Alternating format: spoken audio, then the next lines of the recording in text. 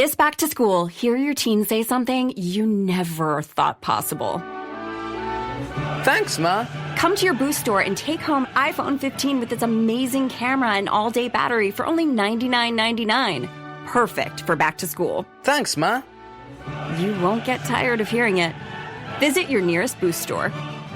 Requires ID verification, port in and activation on $60 per month plan and $35 device setup fee. Taxes extra.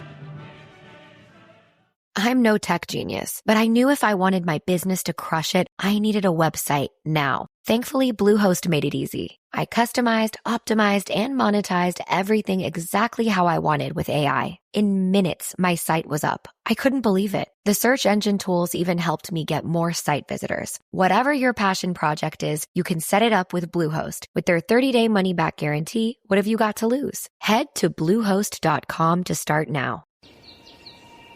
Epic views, waterfall mists, summit sunsets. It's all better outside. And with All Trails, you can discover the best of nature with over 450,000 trails around the world. Download the free app today and find your next adventure.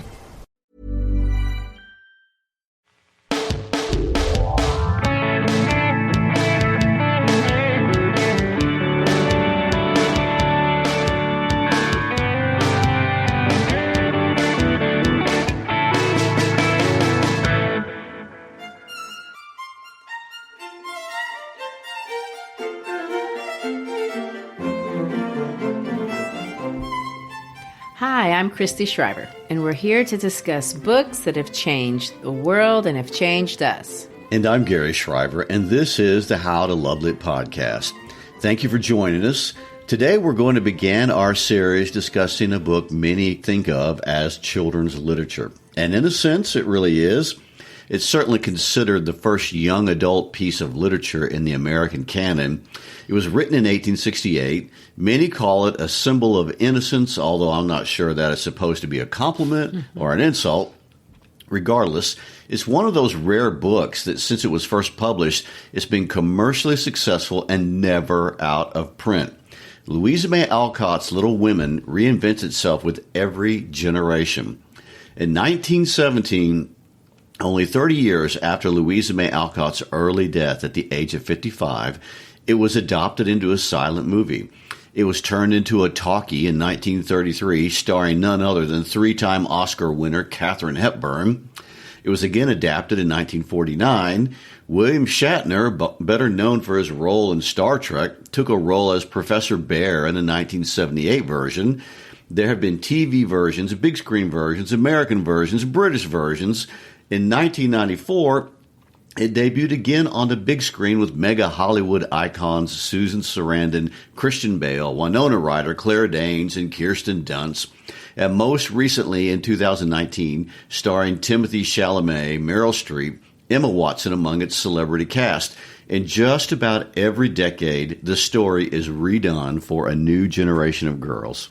What we can notice by watching the different film portrayals is that regardless of the politics of the era, and good Lord, the politics has been all over the place since 1868, but regardless of that, the primary concern and the primary message of this book turned movie many times over still resonates. It shouldn't be like that. I mean, this book strikes at the heart of some very controversial issues. It talks about gender roles and class systems and money and morality. It talks about race, religion. I mean, the only controversial topic that it really shies away from is human sexuality. It's absolutely amazing this book hasn't found a way to be canceled in all these years. But it's the opposite. Alcott only gets dearer. So much so that many consider her latest, the 2019 version, actually thematically closest aligned to the concepts of the book than any of the other film versions. You would think it'd be the opposite, that it would stray over the years. Alcott's chief concern is the concern of almost every girl from her earliest age. Am I okay being the way that I am? Is there more than one way to be a good girl? I mean, I totally remember feeling like this. I was such a tomboy too, just like Joe, and I played football, tore my jeans, hated dolls, didn't like the color pink, refused to comb my hair, to the point that my mother cut it off and I looked like a boy. I should post a picture of what that looked like. It's awful. But in many ways, just like Joe, just like many girls, like Joe, reading Little Women was validating. I loved Joe. There's lots of us out there, and if you don't like Joe, you like some of the other girls. But this book isn't just about Joe. It's about all those girls that are Megs, and they're worried about not having enough money and being competitive and being judged for it. There are Amy's out there worried about their ugly noses and being judged for it. There are Beths out there who are just too shy or too anxious to ever want to leave the house. I mean, as a girl struggling with identity, insecurity, self-awareness, knowing your insufficiencies, I remember distinctly worrying, am I on the right track? Am I normal? Is there something wrong with me? Well, Alcott talks about those questions. She moralizes, gives advice, chastises, but it's encouraging and it's orienting. And even though the world of Little Women is simple, it revolves for the most part around a single household, we see ourselves as Marmy's feet, soaking in her understanding of our human condition and not condemning us for it. I mean, there is truth in this story about leaving girlhood and entering womanhood, and that truth obviously goes well beyond politics and culture. And so everyone loves the March Girls, Meg, Joe, Beth, and Amy, and, of course, Marmee. Well, and we love Laurie, too, and we forgive him that, he's a boy. Well, don't forget Mr. Lawrence and Brooks and Professor Bear and Reverend March, if you're going to include the whole cast of men. And I like the way men are portrayed in this book, honorable and manly and gentlemanly. But men are not the purview or the main point of this book. This is not a book about what it takes to be a man. This is a book about what it means to be a woman. And of course, the argument in the narrative is essentially there's just not one single way to be a good woman. This is the story of 4 girls, not just one, although Joe's voice is the most autobiographical. It's the voice of Louisa herself. But there is more than one way to be a good woman. And since we brought up the men, let's just say that even though this book certainly passes the Bechdel test, and it is a feminist book. Well, that's good to know. But you have to explain what the Bechdel test is. Well, the Bechdel test was kind of something that a comic dreamed up in the mid-'80s, and it took off. The test says that for a work to be feminist, it has to meet 3 simple criteria. There must be at least 2 women, female characters. These women have to talk to each other, and they have to talk to each other about something other than a man.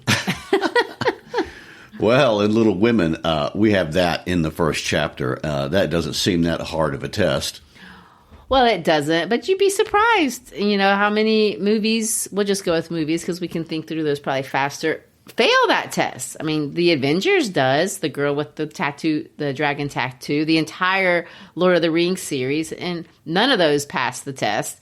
I'm not saying those are bad movies. They don't have to be bad movies to be feminist movies. They just don't pass the test for female representation. There are other movies that you wouldn't think would be considered feminist, but they do pass the test. For example, Twilight, or even American Pie 2, believe it or not.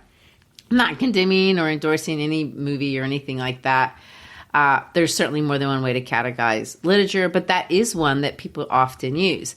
The point that I'm trying to make, Little Women is very female. And as female as it is, the men are noble and good in their own way, in their own very different male way. And there's also more than one way to be a man. All the men in this book are flawed for sure. All the girls are too. That's not the point. But they're different. They could be rich, poor, old, young, intellectual, musical, business-minded, religious.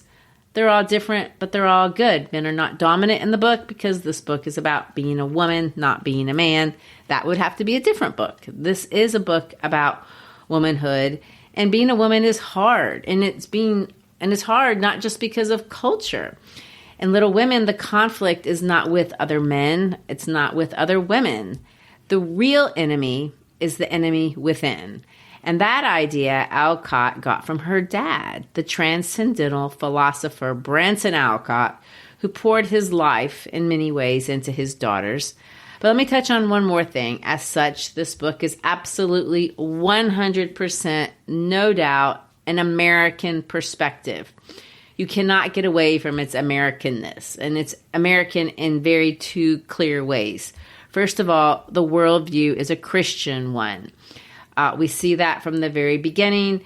Life is a gift from divinity who created mankind, man and women, to be equal, good in God's image of eternal value. So that's the premises of the book. It depends on that. But it's also American in that it's Republican. And I'm not saying it's Republican as in the Republican Party, but it's Republican in the ideals of Republican, being a Republican as a republic.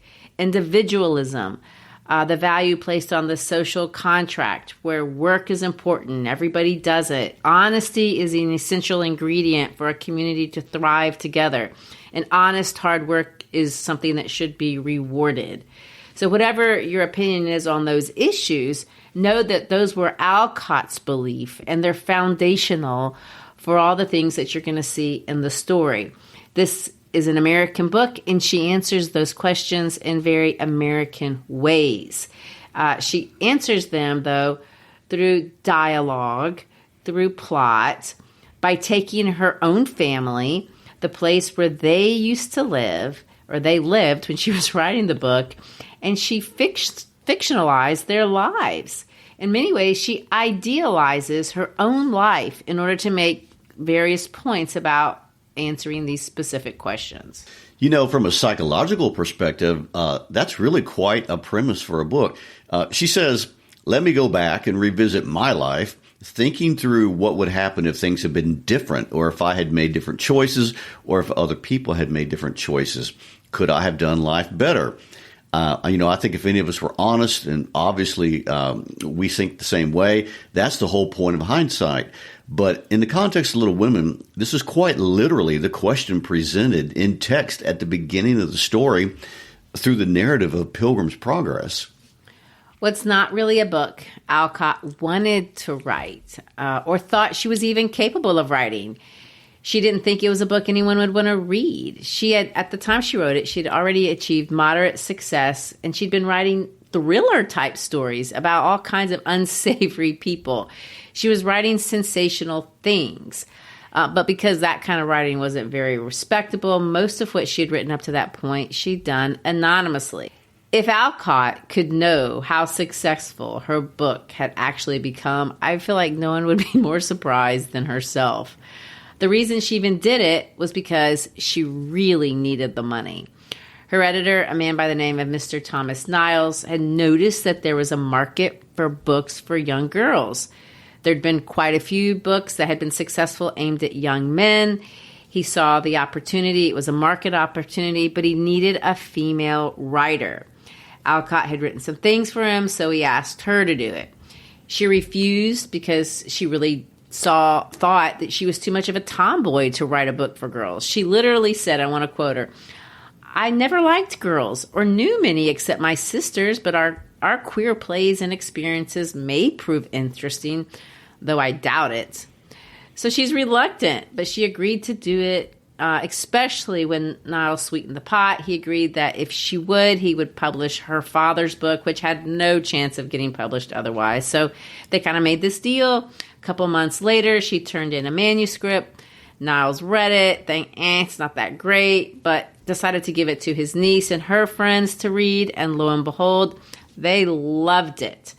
He had no idea why, but because the girls loved it, he said, sure, let's give it a try. What a statement on gender and literature. I know. As smart as it was for Niles to listen to his niece, he did, however, make one big mistake. Instead of offering Alcott a flat upfront fee, probably because he didn't trust his niece that much, They agreed that she would get a 6.6% royalty on all the books that were sold. The joke was on Niles because, lo and behold, it was a cult classic, and Alcott became a very rich woman. The book has never been out of print and supported the Alcott family for the rest of their lives. I wish I could do that. You know, if you buy the book today, you're actually buying two books that have been collapsed into one. The first book consists of 23 chapters, and today we call it Part 1. Part 1 takes place over 1 year. It starts and ends at Christmas, arguably 1861, but that year isn't super clear. What is clear is when Alcott wrote it. Alcott started writing the book in May 1868 and finished it by the end of July. By October, it was published. That's very fast. Again, I wish I could write a bestseller, and I certainly wish I could do it in 2 months. By November of that year, it was successful, and Miss Alcott started composing the sequel.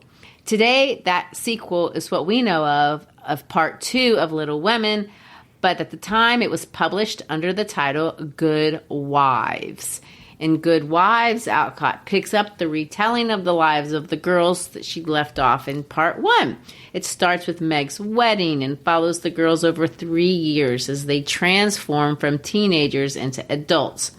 All of the girls except one gets married, presumably starting in June of 1866. The sequel was a roaring success too, and in the first 2 years, the book sold over 80,000 copies. And to think that so much of it is her own life, except that, it isn't at all her own life. It's kind of a wish fulfillment. It's the way she wished her life had played out compared to the way it actually was playing out. I guess all of us could write this book. I mean, take our own lives and make it into what we wish it were, not necessarily erasing all the bad decisions or bad circumstances, but moderating them, maybe into something more manageable. For example, in Little Women, the family is poor but not starving. In real life, they were starving. In real life, the family moved every year. In Little Women, they lived their lives in one home. In real life, Louisa Alcott goes to Washington, gets sick, and suffers from bad health because of it for the rest of her life. In the book, Jo has an opportunity to go to Washington, but she turns it down, so things like that. Yes, there's a lot that's fictional, but there's also a lot that's exactly like what happened in real life. One example being what happened to the character Beth in the story, which I won't tell because I don't want to be a spoiler just yet. But what happens to Beth in the story is exactly what happens to Elizabeth, Louisa's real sister in real life. So there are things that are fictional, there are things that are real, but the heart of the story is not the plot or any one single event. The heart of the story is the girls themselves. When we fall in love with the book, we fall in love with the girls. And the four March sisters are pretty much the Alcott sisters. And although their ages are changed a little bit, their relationships are pretty much the same. So in real life, the oldest Alcott girl is named Anna. Anna ultimately became a teacher, married a man named John Bridge Pratt. She was a gentlewoman, a homemaker, loved listening to Louisa's stories and plays. Obviously, she's the model for Meg in the book, the oldest sister. Then there's Louisa herself, who's Jo in the book, the tomboy. In real life, that's Louisa. She loved theatrics, writing, had a strong personality, didn't have much in common with other girls. Like Jo in the book, she's very active physically. She had a strong will, kind of rebellious in temperament, got in trouble all the time. Jo is Louisa. The third sister in real life is Elizabeth. In real life, they called her Lizzie or Betty, not just Beth. But true, she was shy, and her entire family considered her to be a saint. Just like Jo in the book, in real life, Louisa was totally devoted to Elizabeth. And, of course, that plays out as it does in the book. Of course, the last sister in real life, May, is the model for Amy in the book. May Alcott was a professional artist. She married a Swiss businessman named Ernest Nierreicher, who she met in London. In the book, Amy lives happily ever after. But sadly, in real life, May died as a young mother. In fact, when she died, May left instructions to have her daughter Lulu sent back to the United States for Louisa to raise. Louisa recounted that one of the saddest moments of her whole life was when their neighbor and good friend Ralph Waldo Emerson brought her a telegram telling her about May's death. May's life had been perfect up to that point. She was rich, talented, married to a wonderful husband, had a beautiful child, a successful career, all of that, right up until she got sick. She was only sick for 6 weeks, and then she died. Marmee in the book is based on Marmee in real life, Louisa's mother, whose real name was Abba May. Abba was very close to her girls, generally considered a saint by everyone. I guess you'd have to be if you're going to be married to Bronson Alcott. Temperament-wise, Marmee was a lot like Louisa, which is like in the book. She's feisty, practical, slightly hot-headed. While Louisa was often accused of being curmudgeonly and brusque, though everyone found Abba to be loving, funny, and of course, resourceful. For most of Abba's married life, it was on her to scrap out a living based on the very little that was provided to her by her husband. Bronson Alcott, the dad, although likable and very smart, was a terrible provider. Bronson and Abba married for love. But even though they did have love, Bronson absolutely left Abba and the kids in the lurch financially and made her basically responsible for everything. This problem made a huge impression on all of the daughters, but especially on Louisa, who never married. Well, Bronson Alcott is famous in American history in his own right and was a very unusual man. He was at the center of the transcendental movement and was very influential, especially in the field of education. If you remember your history, or if you've listened to our other podcasts about this time period, this movement produced some of America's most important writers. Besides his famous daughter, it produced Ralph Waldo Emerson, Henry David Thoreau, Walt Whitman, and various others came right out of this area and lived during this time period. Bronson mingled with these like-minded individuals and was influential. One uniqueness that makes him different than some of his contemporaries were his strong ideas on the way children should be educated and how goodness was to be imparted from one generation to the next. Lots of his ideas were considered scandalous. He was a staunch feminist, believing in universal education that included women. He was part of the Underground Railroad, an abolitionist, going as far as to allow a little black girl to enroll in his famous Temple School in Boston, a decision that scandalized the parents of the other students in school, even though those parents were also abolitionists. He had strong convictions and was willing to stick to them no matter what the cost, even if it made his school fail, which it did, but not because of his abolitionism. What really got him was that he believed in allowing students free expression, the Socratic method, free play, artistic expression in school. People didn't trust that their students and their children were learning anything in the school with all that going on. Too much expression on the part of the kids and too much play. And they wanted their kids lectured at and taught. That's what learning was back then. And so eventually his school failed, and his only lingering students were his daughters. Ironically, almost all of his ideas are accepted as standard today. And in fact, he's even given credit for the introduction of recess into the public school schedule. And I know there are children across the nation that celebrate that. I will admit, however, his investment in his daughters ultimately gives him the last laugh. Louisa is the product of the Alcott education experiment, and we see a lot of his philosophy in the voice of Marmee as well as the narrator. And if you read Little Women looking at the moralizing or didactic passages, you're going to see a lot of Bronson's ideas. And of course, if you read the harsh description of the school that they eventually pull Amy out of in the story, you will see Bronson's opinion of a traditional American school in that time period. So, bottom line, the characters are real, the house is a real place, and some of the events even are based on things that actually happened. But the life of the Marches is definitely not the life of the Alcotts. The main difference between the life of the Alcotts and the life of the Marches is money. The Alcotts were abysmally poor. I mean starvation level. Before Louisa started making money by writing, they struggled and starved and often only survived because of the generosity of friends. Bronson Alcott moved his family over 30 times. Over the course of 22 years, they lived in 24 different houses.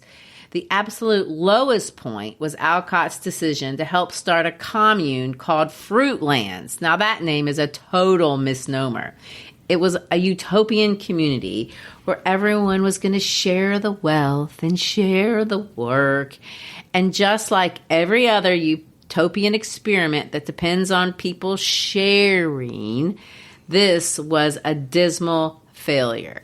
Gary, tell us about Fruitlands. I will. And all I can say is that Bronson Alcott is 200% a product of the transcendental movement of that time period. Well, let me just say, I don't know how they got anybody to sign up for this experiment to begin with.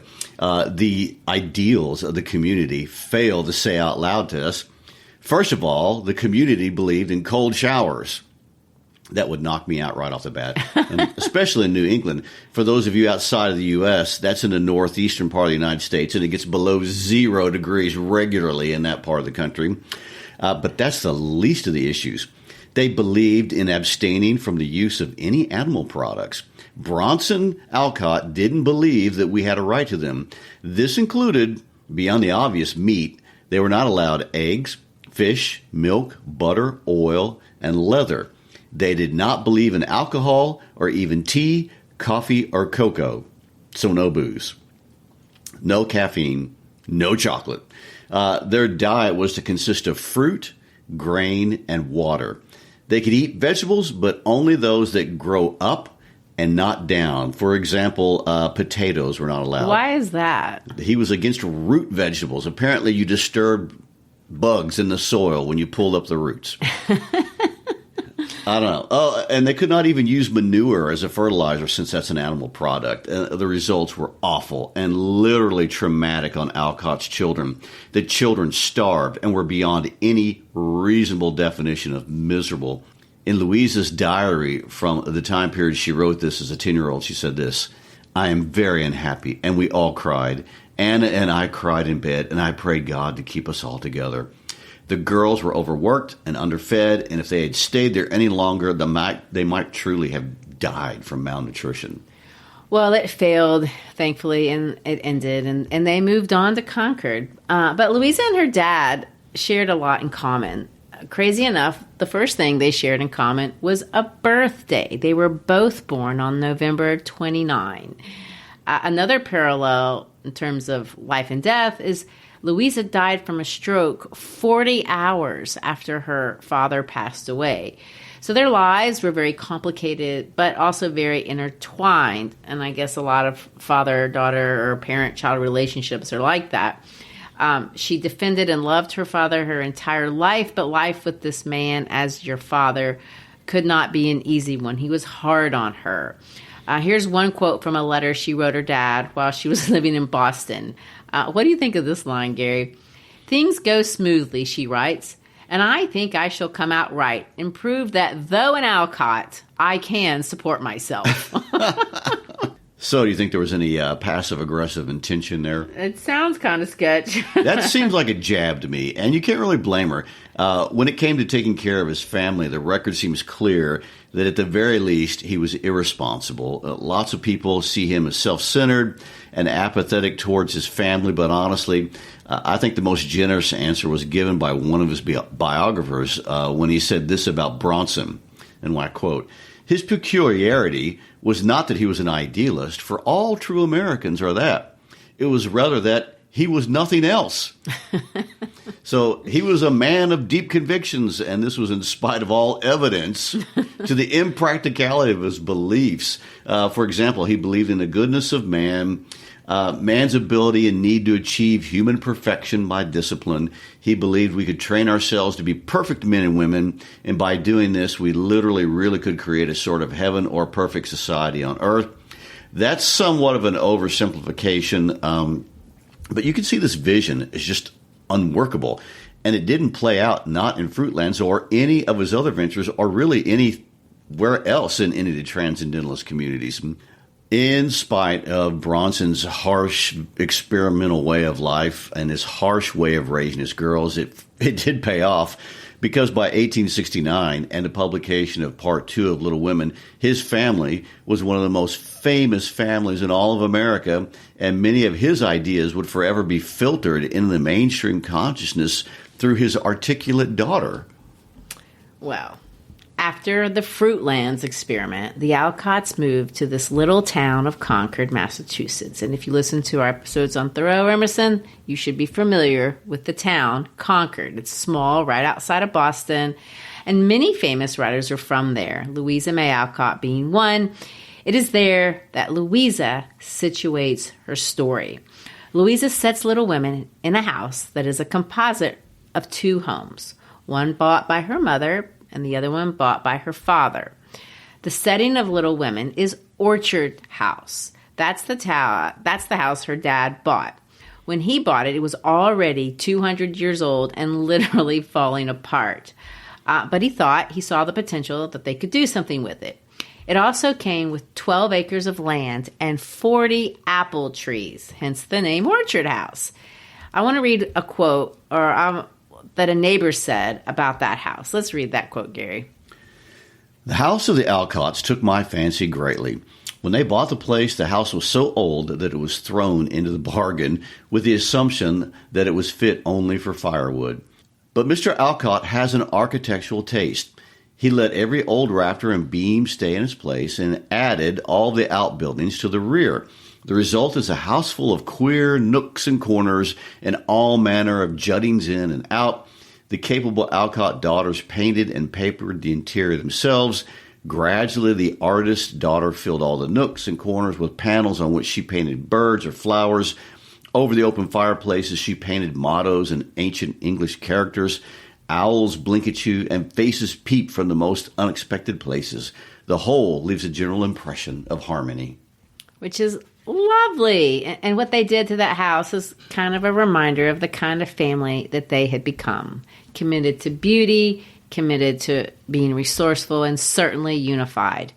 Abba Alcott's motto was, and let me quote her, "Hope and keep busy."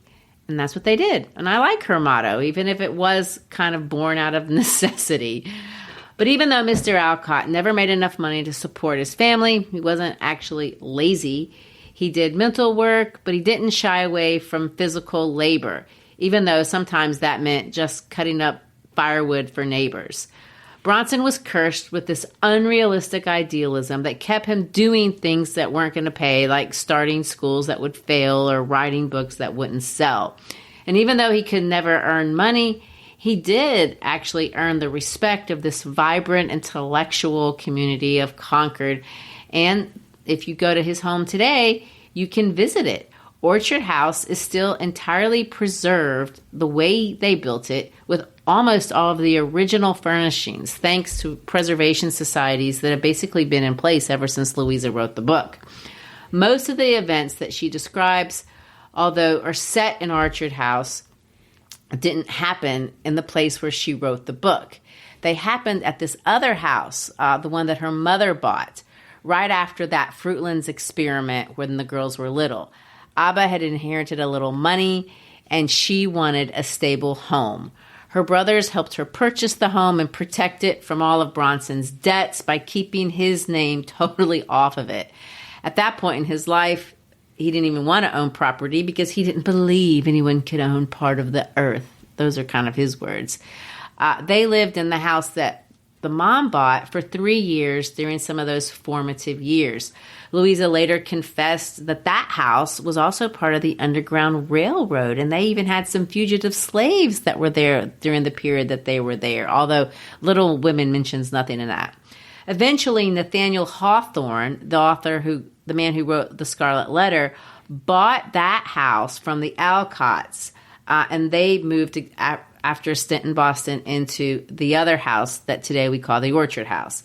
That original house that Abba bought was called Hillside, although the Hawthornes renamed it Wayside, much to the angst of Bronson.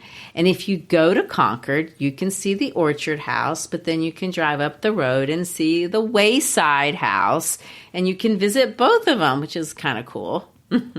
It really is interesting how much of American literature comes out of that little town of Concord.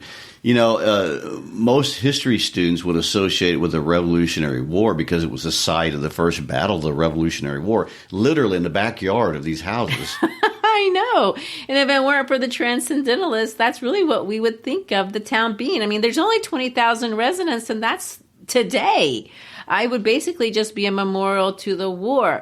But because of men like Nathaniel Hawthorne, Ralph Waldo Emerson, Bronson Alcott, they had this community that just thrived. And at age 35, Louisa herself made history when she sat down to write a book for girls. And she took all those ideals from her father, seized the melodrama of her own teenage years, set the story in the house she was living in at the time, generated a story based on some of the happiest moments of her childhood in that house down the road, and the product is Little Women.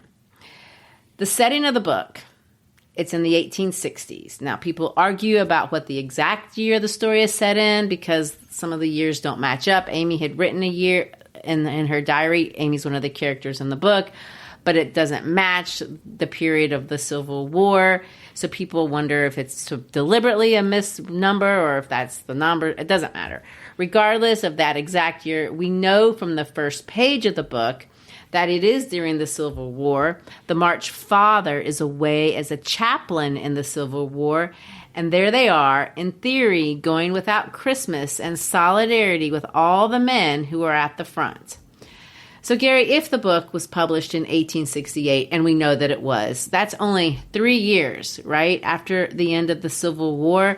That's not very long. It would be the backdrop on everyone's mind. Oh, correct. It was everybody's most recent lived trauma.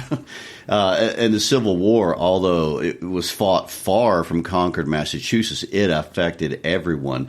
And this book being about women, written by a woman, speaks to how war affected the role of women in America, something that had always been uniquely American ever since the Revolutionary War. You know, first and most obviously, we meet the Hummels in the first chapter, who are literally starving to death because the husband and sole provider is at the front, and the mother has no way to feed her children or to keep the house warm without him. And the Hummels are always in the background. But what Alcott emphasizes more than that in America, especially through the character of Marmee, is the idea of Republican motherhood. And that was developed during the Revolutionary War right there in New England. And Republican motherhood was this idea that mothers in the household are in charge of educating the children and the future generation to participate in democracy.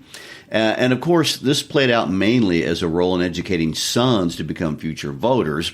It may seem a little backward to us today, but it was actually very progressive thinking at the time because it viewed the education of women not only as important, but essential to the establishment and the life of the republic.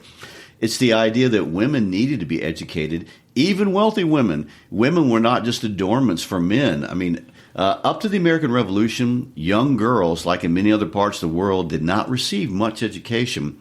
But after the war, especially in New England, where this story is set, women's schools sprung up everywhere. One notable example is Mount Holyoke College, where Emily Dickinson went for a while. But in this book, you see education as a real theme. The March family, even little Amy, whose ambition was to marry a rich man, still was required to get a good education.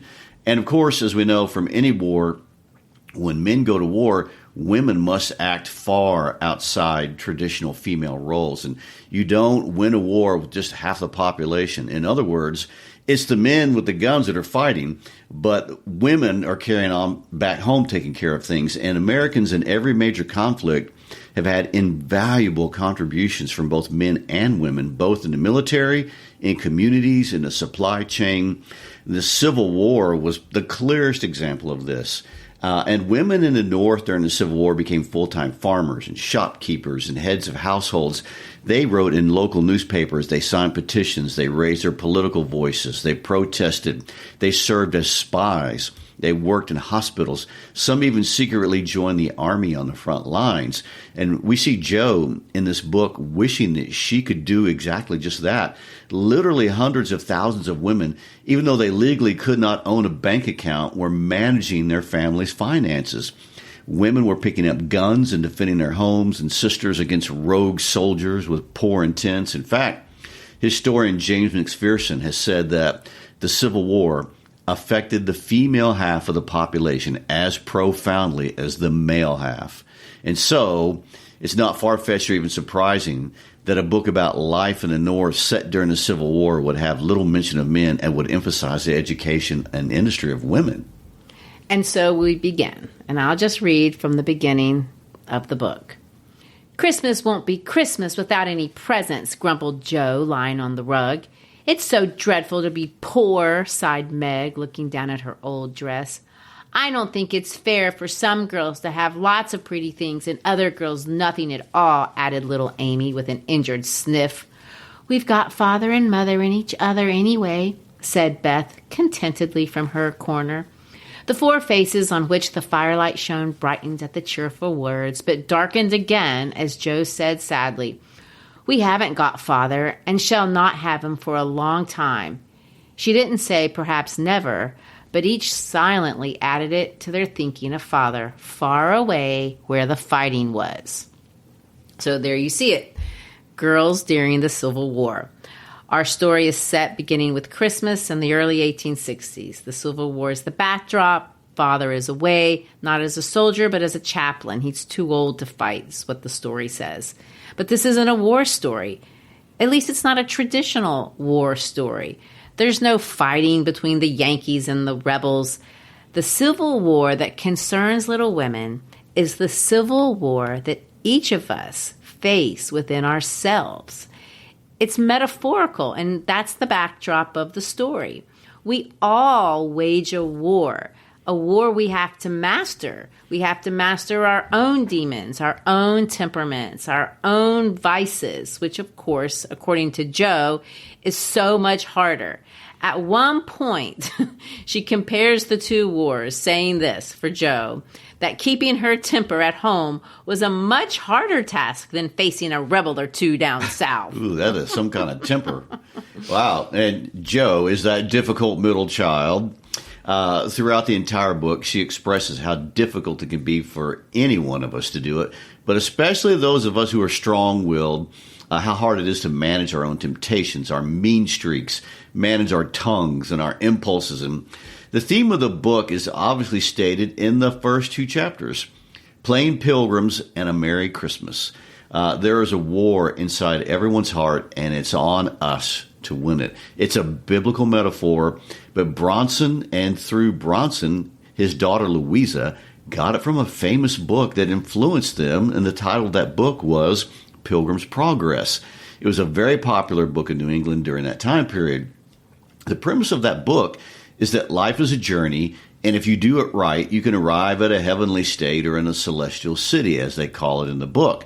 We are either going to a celestial city by making our lives better and a reflection of heaven, or we are making our lives worse, stuck in a place Bunyan called the city of destruction. You know, Marmee is the ideal model of womanhood, and she has made the march home something of a celestial city by conquering her own self through discipline and patience and hard work and other positive virtues. She's journeyed down this road, and at least in the point of view we're given at this point of her life, she has arrived. And her first words in the story are obviously selfless, in stark contrast to the selfish comments of her daughters who've been grumbling about missing Christmas. Instead of saying Christmas won't be Christmas, she's been out helping the Hummels, who are literally starving and freezing to death. And after coming in, instead of complaining about their own poverty, the freezing weather, and the fact that she's preparing to take her daughter's food to the neighbors, she notably begins with the words, "Glad to find you merry, my girls." She later goes on, "Well, dearies, how have you got on today? Has anyone called Beth? How's your cold, Meg?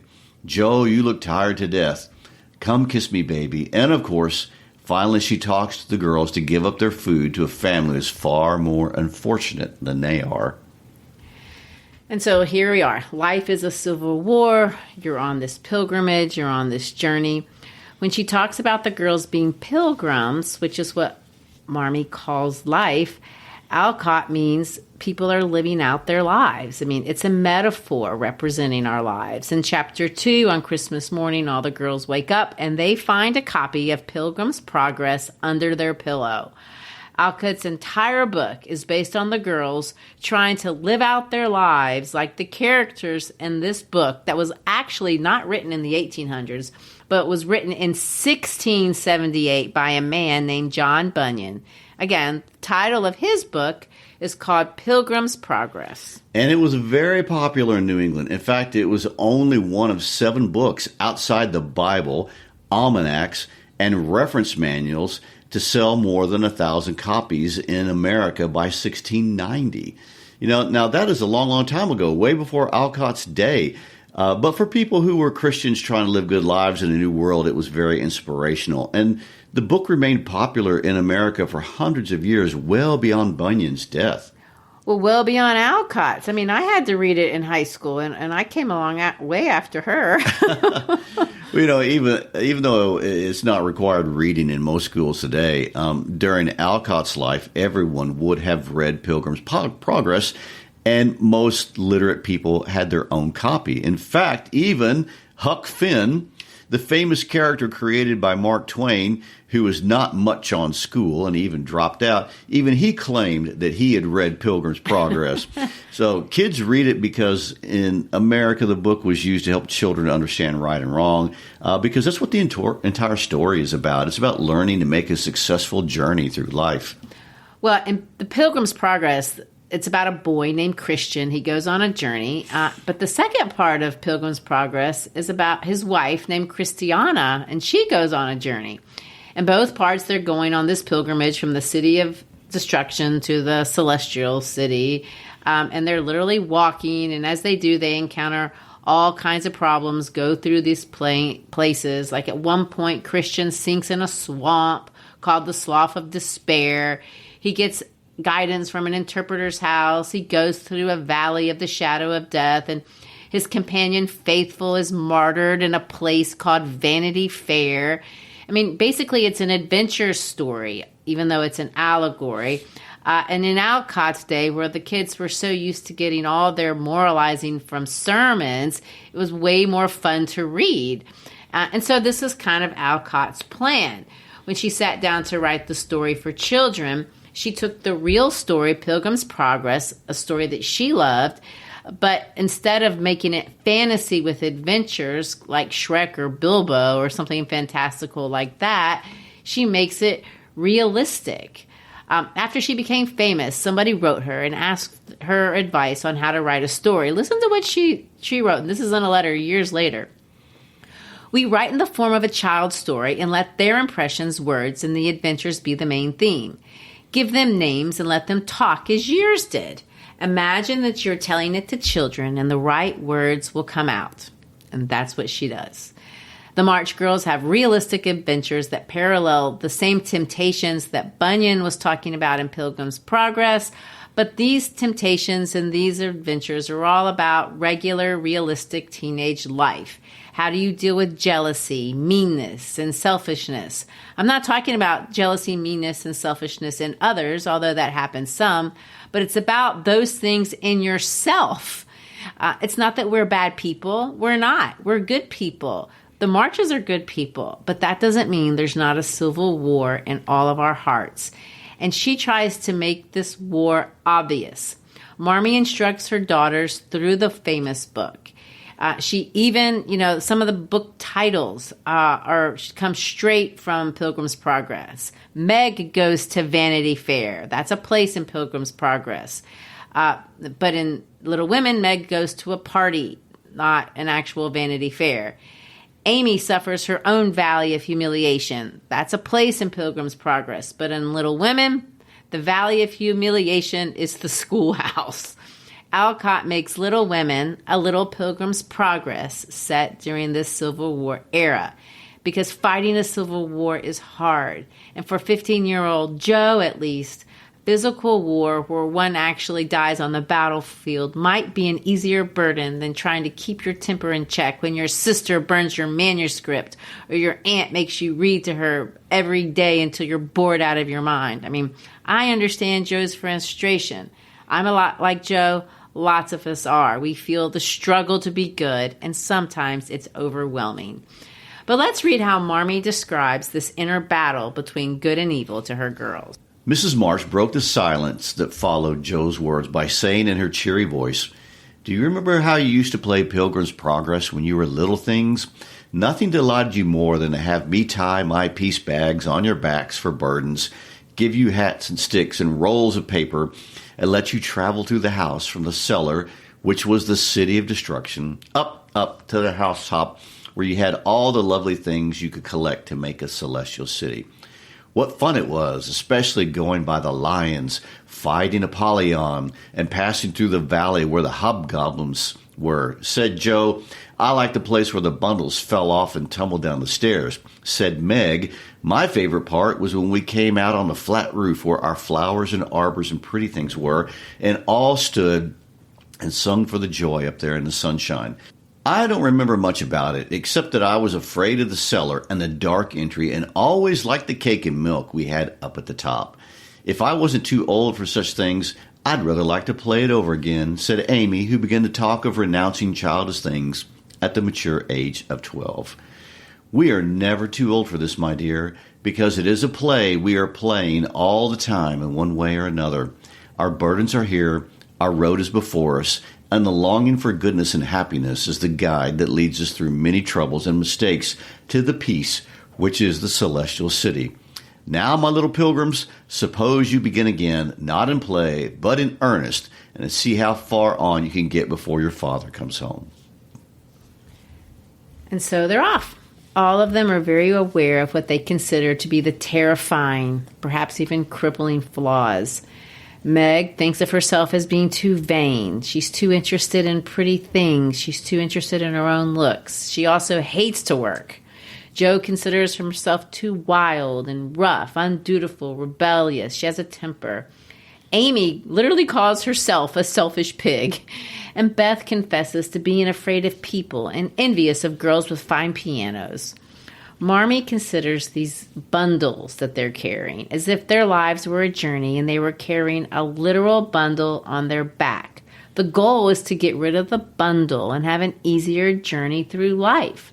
And that's the premise of the book. It's really simple. Alcott asked the question, how can a girl, an ordinary, perhaps even financially struggling teenage girl, as many of us would consider ourselves to be, how can we get to our own celestial city, a place of peace? Girl burdens may be different from the burdens in Bunyan's story.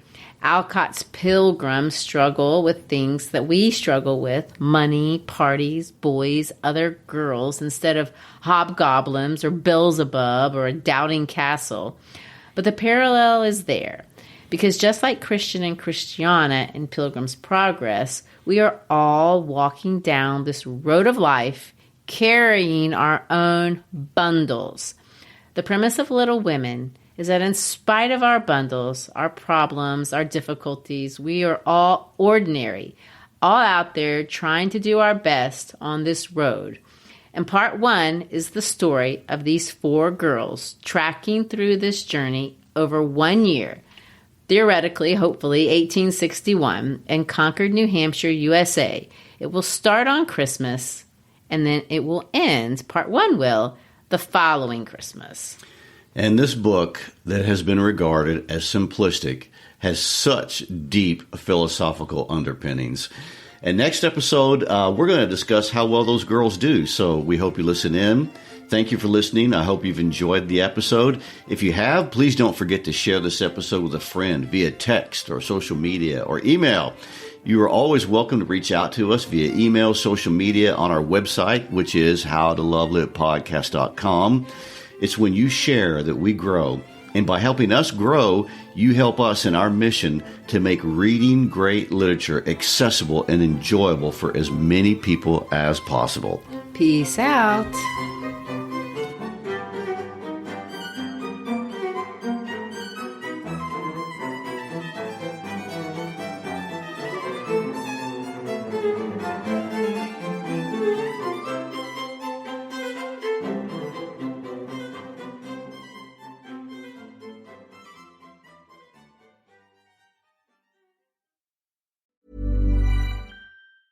Listen up! You can get the new iPhone 16e with Apple Intelligence for just $49.99 when you switch to Boost Mobile. We pulled so many all-nighters to give you this deal, and hey, stop messing with the mic! I'm just helping us catch people's attention. This is a great deal! Exactly, so it doesn't need all that. Fine. Head to your nearest Boost Mobile store right now. Visit your nearest Boost Mobile store for full offer details. Apple Intelligence requires iOS 18.1 or later. Restrictions apply. Checking off the boxes on your to-do list is a great feeling. That's why a State Farm agent is there to help you choose a coverage option that's right for you. Whether you're getting a new house, car, boat, or RV, helping protect it is important. And State Farm is there to help you choose the coverage you need, whether you prefer talking in person, on the phone, or using the award-winning app. And with so many coverage options, it's nice knowing you have help finding coverage that best fits your needs, so you can continue to focus on what's most important to you. Like a good neighbor, State Farm is there. You've waited all year for this summer. Sunny days, warm nights, and your favorite Hudsonville ice cream. Whether it's brownie batter cookie dough, super scoop, or Traverse City cherry fudge, Hudsonville makes the favorite flavors you crave for all your summer feels. Every scoop is real ice cream made the way it's meant to be. Delicious, creamy, and made with fresh milk and cream. Don't settle for just any ice cream. Choose the only ice cream that's truly worth it. Choose Hudsonville. Visit HudsonvilleIceCream.com to find your favorite near you.